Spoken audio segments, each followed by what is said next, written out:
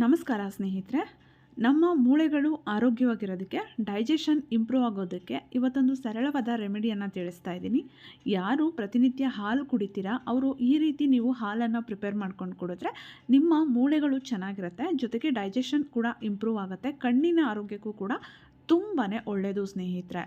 ಹೇಗೆ ತಿಳಿಸ್ತೀನಿ. ಅದಕ್ಕೂ ಮುಂಚೆ ಹೊಸದಾಗಿ ನನ್ನ ಯೂಟ್ಯೂಬ್ ಚಾನಲ್ ನೋಡ್ತಾ ಇದ್ದರೆ ದಯವಿಟ್ಟು ನನ್ನ ಚಾನಲ್ನ ಸಬ್ಸ್ಕ್ರೈಬ್ ಮಾಡಿಕೊಂಡು ಸಪೋರ್ಟ್ ಮಾಡಿ.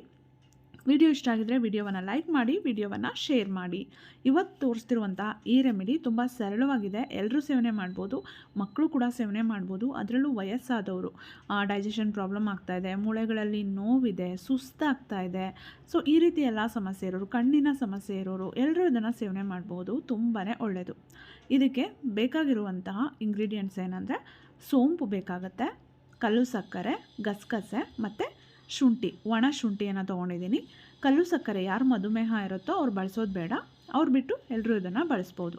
ನಿದ್ರಾಹೀನತೆಗೂ ಕೂಡ ತುಂಬಾ ಒಳ್ಳೆಯದು. ಗಸಗಸೆ ಹಾಕಿರೋದ್ರಿಂದ ನಿದ್ರೆ ಚೆನ್ನಾಗಿ ಬರುತ್ತೆ, ಮೈ ಕೈ ನೋವಿದ್ರೆ ಅದು ಕೂಡ ನಿವಾರಣೆ ಆಗುತ್ತೆ.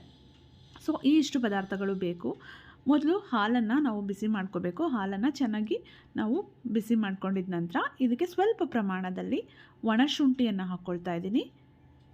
ನಂತರ ಅರ್ಧ ಚಮಚದಷ್ಟು ಸೋಂಪನ್ನು ಹಾಕ್ಕೊಳ್ತಾ ಇದ್ದೀನಿ. ಇದು ನಮ್ಮ ಕಣ್ಣಿನ ಆರೋಗ್ಯಕ್ಕೆ ತುಂಬಾ ಪ್ರಯೋಜನಕಾರಿ. ನಂತರ ಡೈಜೆಷನ್ಗೂ ಕೂಡ ತುಂಬಾ ಒಳ್ಳೆಯದು, ಬೋನ್ಸಿಗೂ ಒಳ್ಳೆಯದು. ಗಸಗಸೆ ಇದು ಕೂಡ ಅಷ್ಟೇ, ನಮ್ಮ ಮೂಳೆಗಳಿಗೆ ತುಂಬಾ ಒಳ್ಳೆಯದು, ಮೈಕೈ ನೋವು ನಿವಾರಣೆ ಆಗುತ್ತೆ, ದೇಹಕ್ಕೆ ಶಕ್ತಿಯನ್ನು ಕೊಡುತ್ತೆ, ನಿದ್ರೆ ಕೂಡ ತುಂಬ ಚೆನ್ನಾಗಿ ಬರುತ್ತೆ. ನಂತರ ಸ್ವಲ್ಪ ಕಲ್ಲು ಸಕ್ಕರೆಯನ್ನು ಕೂಡ ಹಾಕ್ಕೊಳ್ತಾ ಇದ್ದೀನಿ. ಎಲ್ಲವನ್ನು ಹಾಕಿ ಒಂದು 3 ನಿಮಿಷಗಳ ಕಾಲ ಚೆನ್ನಾಗಿ ಕುದಿಸ್ಕೊಂಡು ನಂತರ ಫಿಲ್ಟ್ರ್ ಮಾಡಿಕೊಂಡು ಇದನ್ನು ಸೇವನೆ ಮಾಡಿ.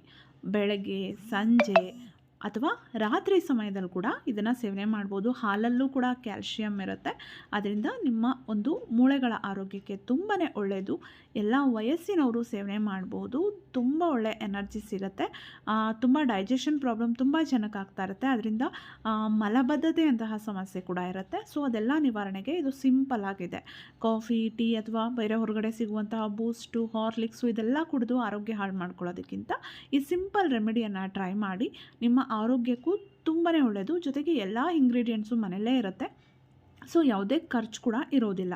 ಸ್ನೇಹಿತರೆ, ಈ ರೀತಿಯ ಸಾಕಷ್ಟು ಯೂಸ್ಫುಲ್ ವೀಡಿಯೋಸ್ಗಳು ನನ್ನ ಚಾನಲಲ್ಲಿ ಇದೆ, ನೀವು ನೋಡಬಹುದು.